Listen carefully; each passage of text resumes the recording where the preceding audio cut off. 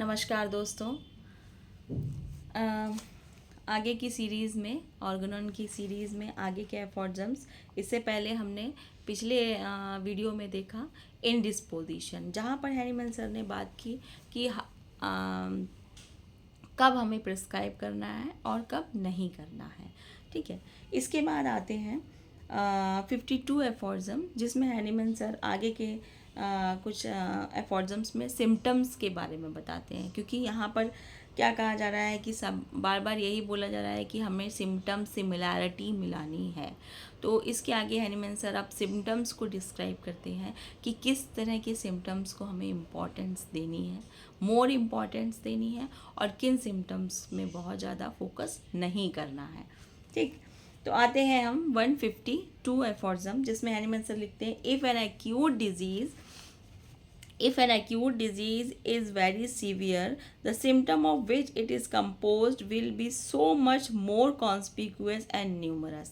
कहते हैं कि कोई भी acute disease है, अगर वो बहुत ज़्यादा सीवियर है और उसमें बहुत सारे अच्छे symptoms हैं और न्यूमरस है, बहुत सारे हैं, and will increase the certainty of discovery the suitable remedy, provide we possess a sufficient number of medicine whose positive effect are well determined and recorded। जिसमें बहुत सारे सिम्टम्स हैं, तो उस तरह की मेडिसिन हम आराम से खोज लेंगे। क्यों? क्योंकि हमारे पास बहुत सारे ड्रग प्रूविंग के दौरान बहुत सारी मेडिसिन की प्रूविंग हुई है। ठीक है, तो उनमें से हम एक सफिशिएंट अच्छी रेमेडी उस पेशेंट के लिए निकाल लेंगे। For complete catalog of this kind, it is not difficult to select a remedy out of individual symptom of which we may constitute the antitype in the form of curative artificial disease very similar to the totality of symptoms of the natural disease। तो यहाँ पर sir कहते हैं कि जो हमें symptom से similarity मिलानी है नेचुरल डिजीज़ के साथ, आर्टिफिशियल डिजीज़ प्रोड्यूस करानी है, तो वो उसके जस्ट एंटी टाइप होगी। मतलब उसी तरह के सिम्टम्स रखेगी, एक दूसरे की दोनों मिरर इमेज होंगी। ठीक है, जो नेचुरल डिजीज़ है और हम एक आर्टिफिशियल डिजीज़ जो कॉज कराएंगे उसमें, वो उसकी एकदम एंटी टाइप होनी चाहिए, एकदम मिरर इमेज होनी चाहिए। ठीक है, टोटलिटी ऑफ सिम्टम के आधार पे ही हम इस चीज़ का चयन कर पाएंगे मेडिसिन का। And medicine exhibiting the symptom is the remedy we were is of need. ठीक, इसके बाद 153 में पढ़ते हैं। तो 153 एफॉर्जम सारे स्टूडेंट्स के लिए बहुत इंपॉर्टेंट है, बाकी लोगों के लिए भी इम्पॉर्टेंट है। क्यों? क्योंकि इसमें हैनीमैन सर ने कैरेक्टरिस्टिक सिम्टम्स की बात की है। ये बहुत पूछा जाने वाला एफॉर्जम है 153, जिसमें सर मोर फोकस करते हैं कैरेक्टरिस्टिक सिम्टम्स पे। पढ़ते हैं इसको। This search for a homeopathic specific remedy, यहाँ पर स्पेसिफिक रेमेडी की बात की है, मतलब जो एकदम जो है मिरर इमेज प्रोड्यूस कराए डिज़ीज़ की, नेचुरल डिज़ीज़ की, आर्टिफिशियल डिज़ीज़ जो हो एकदम मिरर इमेज हो, उसकी एंटी टाइप हो। ठीक है, वो उसके लिए एकदम स्पेसिफिक रेमेडी होगी जो उस पेशेंट को एकदम क्योर की तरफ ले जाएगी। ठीक है, consist in the comparison of totality of symptom of the natural disease with the list of symptom of our tested drug। कह रहे हैं कंपैरिजन हमें मिलाने होंगे, सिम्टम सिमिलैरिटी मिलानी होगी। इसके लिए एक लिस्ट है हमारे पास लंबी चौड़ी मेडिसिन्स की, जो वेल प्रूव्ड मेडिसिन्स हैं उनकी, along which a morbific potency is to be found, जिसके बीच में हमें अपने जो morbific potency है उसकी खोज करनी है। corresponding in similitude with the disease to be cured, जिस similitude चाहिए, जिस डिजीज़ को हमें क्योर करना है उसकी एंटी टाइप मेडिसिन चाहिए। ठीक, in making this comparison the more prominent uncommon peculiar peculiar यानी कि बीच में लिखा है characteristic feature of the case are specially and almost exclusively considered and noted. ठीक, यहाँ पर कह रहे हैं कि हम जब कंपैरिजन मिलाएंगे तो उसमें जो हमें पिक्यूलियर अनकॉमन सिम्टम दिखेंगे, ठीक, प्रोमिनेंट सिम्टम दिखेंगे जिनकी मेजोरिटी होगी, और अनकॉमन होंगे, पिक्यूलियर होंगे, ठीक, उनको कहा characteristic symptoms. For these in particular should bear the closest similitude to the symptom of the desired medicine. और वो उस पर्टिकुलर केस के लिए, जिस केस के लिए हमें मेडिसिन निकालनी है, उस पर्टिकुलर केस के लिए वो क्या होगा, क्लोजेस्ट सिमिलैरिटी रखता होगा, सबसे पास की मेडिसिन होगी उसकी सिम्टम डिज़ायर मेडिसिन जो हमें चाहिए. If that is to be accomplish to the cure, जब हमें उसका क्योर चाहिए. तो the more general and identified symptoms such as want of appetite, headache, weakness, restless sleep, distress, etc., unless more clearly defined, deserve but little notice on account of their vagueness, and also because generalities of this kind are common in every disease and to almost every drug. ठीक है, यहाँ पर कह रहे हैं कि जो कुछ जनरल सिम्टम्स होते हैं जो हर डिजीज़ में पाए जाते हैं, जैसे कि हेडेक होना, भूख का कम लगना, कमज़ोरी का आना, स्लीप का ढंग से ना आना, डिस्ट्रेस होना पूरी बॉडी में. तो ये हर डिजीज़ के साथ ये सिम्टम्स, जनरल सिम्टम्स होते हैं, ये लगे होते हैं.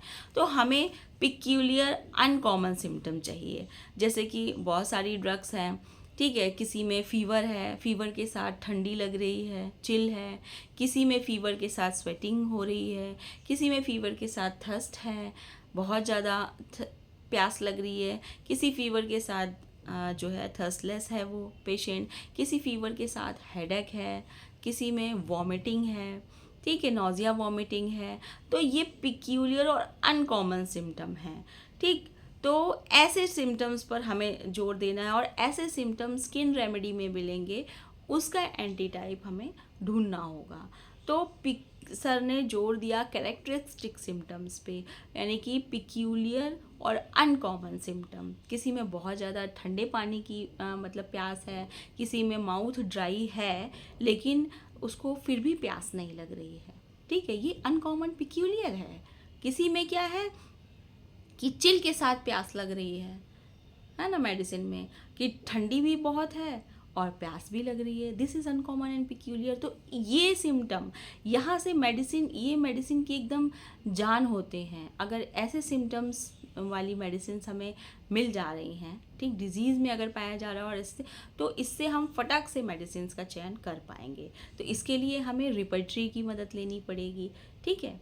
तो इस तरह के जो पिक्यूलियर और अनकॉमन सिम्टम हैं उन पर हमें हैनीमन सर ने जोर देने को कहा कि उससे हम झट से मेडिसिन जो है हमारे दिमाग में आ जाएगी, और फिर हम बाकी सिमिलैरिटीज़ भी फिर मिलाएंगे, ठीक. लेकिन जोर इस पर देंगे, सारा काम इससे नहीं होना है, ठीक है, लेकिन हम उस मेडिसिन को ज़रूर अपने माइंड में रखेंगे, फिर बाकी और भी चीज़ें हैं वो मिलाएंगे, मैच कराएंगे, तब उसको मेडिसिन प्रिस्क्राइब करेंगे. यहाँ पर एक फुट नोट दिया है 153 का, by arranging the characteristic symptom particularly of antipsoric medicine, doctor von Boenninghausen has lastly merit our renewed gratitude by his significance little books. यहाँ बता रहे हैं कि ऐसे करेक्टिक सिम्टम्स को अरेंज किया और एक एंटीसोरिक मेडिसिन की एक बुक बनाई है बोइंगहसन ने, ठीक है, main effect of antipsoric medicine की स्फीयर ऑफ मेन सिनॉप्टिक बनाई है, सर ने लिखी थी, ठीक. फिर इसके बाद आते हैं 154 पर. यहाँ पर कहते हैं now if the anti type constitute out of the symptom of the most suitable medicine consists of prominent, uncommon and characteristic symptom equal in number and similitude to the disease to be cured. This medicine will prove to be most homeopathic and specific remedy for the case. कह रहे हैं अगर हमें इस तरह की medicine मिल जाती है कि जो उसमें जो अनकॉमन पिक्यूलियर सिम्टम है वो बिल्कुल मैच हो जाते हैं हमारे, ठीक है, तो वो उस टाइम पर, उस समय, उस टाइम पर उस पर्सन के लिए स्पेसिफिक रेमेडी होगी उस डिजीज़ के लिए, ठीक है, उस केस के लिए. A disease of recent date will usually be cancel and extinguish without additional discomfort by the first dose of the remedy. तो ऐसे केस में हमें अगर एक स्पेसिफिक रेमेडी मिल जाती है तो वो बिना देर लगाए उस डिज़ीज़ को तुरंत कैंसिल करती है, ठीक है, और फर्स्ट डोज ऑफ रेमेडी से उसका क्योर क्या है शुरू हो जाता है, ठीक है, डिस्कम्फर्ट सारे ख़त्म होने शुरू हो जाते हैं। तो इस तरह से इतनी फास्ट एक्टिंग है हमारी होम्योपैथी। 155 में कहते हैं, आई से without additional discomfort for during the action of a homeopathic medicine, only those of its symptoms which correspond to those of disease are in active operation. The former occupy the place of weaker symptoms of the disease. These are thereby extinguished, while the numerous remaining symptoms of the homeopathic medicine have no affinity to the case and therefore remain entire quiescent. तो यहाँ पर कह रहे हैं कि हम क्योंकि क्या होता है कि जब हम क्योर कर रहे होते हैं तो भाई एक मेडिसिन जब प्रूव की जाती है तो उसमें बहुत सारे सिम्टम्स होते हैं, ठीक, करीब करीब हज़ार सिम्टम्स हैं। तो हम कहेंगे कि अगर हम मेडिसिन दे रहे हैं तो वो सारे सिम्टम जैसे हेल्दी ह्यूमन बीइंग में प्रूव होते हैं तो क्या वो डिजीज़ पर्सन में भी प्रूव होंगे?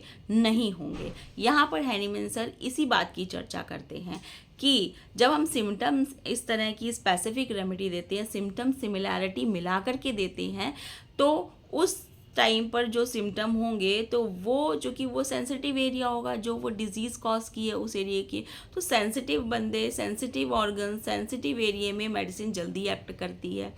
दूसरी बात क्या होगी, क्योंकि हमारी डोज इतनी कम होगी, ठीक, सिम्टम तो आ सकते हैं अगर वो हाई पावर में और रिपीटिंग डोज में दी जाए, लेकिन अगर बहुत ज़्यादा रिपीटिंग डोज नहीं होंगी हमें मिली और एकदम क्या होगा माइन्यूटनेस ऑफ डोज होगी, तो वो सारे सिम्टम्स जो बाकी सारे सिम्टम्स जो है पेशेंट को जो है परेशान नहीं करेंगे और डोजिंग जैसे जैसे धीमे पड़ती जाएगी वैसे वैसे सारी डिजीज़ उसकी ख़त्म हो जाएगी और जितने और दूसरे जो डिस्कम्फर्ट हैं वो मेडिसिन के उसको परसेप्ट भी नहीं होंगे, ठीक है।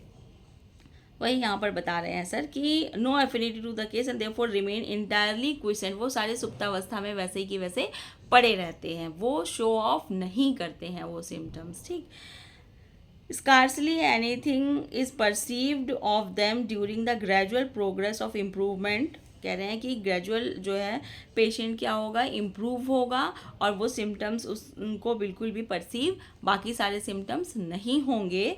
क्यों? क्योंकि because the minute dose required in homeopathic practice, क्योंकि हमें डोजिंग अपनी माइन्यूट रखनी है, ठीक है, is so much too weak to allow the non-homeopathic portion of its symptom visible to affect the sound part of the body. Therefore, only the homeopathic symptoms are permitted to operate upon the part of the organism which are most decidedly under the influence of the disease, and in this way the disease vital force is altered by strong drug disease in such a manner that the original disease is extinguished, ठीक। तो original disease जो है वो ख़त्म हो जाएगी और जो अल्टर्ड स्ट्रॉन्ग ड्रग डिज़ीज़ है वो भी धीमे धीमे फिर वैनिश हो जाएगी। लेकिन अगर हम यहीं पर अगर हम हाई डोज दे देंगे उसको, ठीक है, मिनिमम डोज में वो जो ड्रग डिज़ीज़ आई है, आर्टिफिशियल डिज़ीज़ जो आई है वो बिल्कुल परसेप्ट भी नहीं होगी, लेकिन अगर वहीं पर डोज हाई होगी तो वो फिर परसेप्ट भी होगी और बाकी सारे सिम्टम्स भी पेशेंट में अपने देगी, ठीक। तो इस बात का ध्यान रखा जाए कि डोज हमारी माइन्यूट हो और स्ट्रेंथ में डिज़ीज़ जिस तरह की है उससे थोड़ी सी हायर स्ट्रेंथ में हमें मेडिसिन देनी है, उसकी इंटेंसिटी को थोड़ा सा हायर रखना है। यही नेचर्स लॉ है जो 26 में हैनीमैन सर ने डिस्क्राइब किया है इसको, वीकर डायनामिक अफेक्शन वाला, ठीक। तो यहाँ पर एक और vital force and force drug वही बता रहे हैं यहाँ पर कि अगर हमारी डोज कम है, ठीक है, डोज कम है तो जितने भी सिम्टम्स हैं वो सारे के सारे अपने आप जो है डिज़ीज़ के तो वैनिश हो ही जाते हैं और जो मेडिसिन के जो आर्टिफिशियल डिज़ीज़ है तो जो एरिया सेंसिटिव होता है उस टाइम उसी एरिया के सिम्टम्स जो है वैनिश करती है और बाकी सिम्टम्स डोजिंग के कारण नहीं आने पाते हैं, ठीक है। और आपने बहुत से ऐसे केसेस अपनी प्रैक्टिस में भी देखे हैं, अगर आपने हायर डोज दी होगी तो सारे सिम्टम्स बहुत एग्रीवेटेड फॉर्म में आ जाते हैं, और फिर जो है फिजिशियन को नहीं समझ में आता है कि क्या किया जाए। तो यहाँ पर इसका ये बताया है, वहाँ पर आप क्या करेंगे, डोजिंग कम करेंगे, ठीक है। और वहाँ पर डोजिंग कम करनी है आपको, और प्लेसिबो जो सेकेंड बेस्ट रेमेडी है उससे हमें काम चलाना है। इससे पहले इंडिस्पोजिशन बता ही चुके हैं सर कि किस तरह से हमें मेडिसिन को कब प्रिस्क्राइब करना है, कब नहीं करना है, और मात्रा डोजिंग की यहाँ पर ध्यान देना है। और 153 में ये भी बता रहे हैं कैरेक्टरिस्टिक सिम्टम्स पर ध्यान देना है। PQRS, peculiar uncommon rare symptoms पर, है ना, जो बिल्कुल पिक्यूलियर हैं, अनकॉमन हैं, कैरेक्टरिस्टिक सिम्टम्स हैं, उन पर जोर देना है।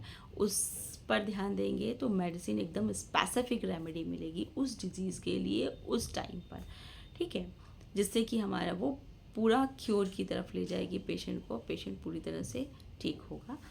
ठीक दोस्तों, इसके बाद हम आगे के एफोर्जम्स जिसमें आगे सर ने बताया है, आगे आते हैं होम्योपैथिक एग्रीवेशन है 157 में, तो ये सब पढ़ना है हमें।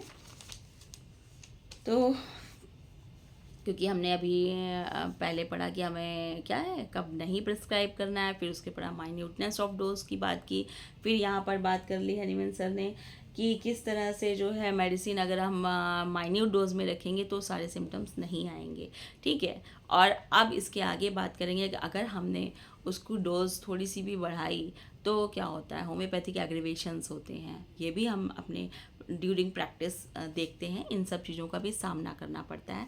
तो हनीमैन सर हर चीज़ पर आपको आगाह करते चलते हैं पहले से कि कब हमें क्या करना है, क्या नहीं करना है। आपके सारे क्वेश्चंस का आंसर अगर कोई नहीं दे पाता है, ये बुक आपको देती है, ऑर्गेनॉन ऑफ मेडिसिन हमारी, जो कि होम्योपैथी की जान है, ठीक है। इसी को पढ़ के ये प्रैक्टिकल पार्ट अब हम चल रहे हैं। इस प्रैक्टिकल पार्ट में सब कुछ हनीमैन सर ने लिखा है, और इस पर अगर ध्यान देते रहेंगे तो आगे होम्योपैथी में बढ़ते रहेंगे बिल्कुल राइट वे में, ठीक। तो दोस्तों, होम्योपैथी पढ़ते रहिए, होम्योपैथी को आगे बढ़ाते रहिए, और आगे के वीडियोस में हम नेक्स्ट होम्योपैथिक एग्रीवेशन की बात करेंगे। तब तक के लिए नमस्कार, धन्यवाद, शुभ रात्रि।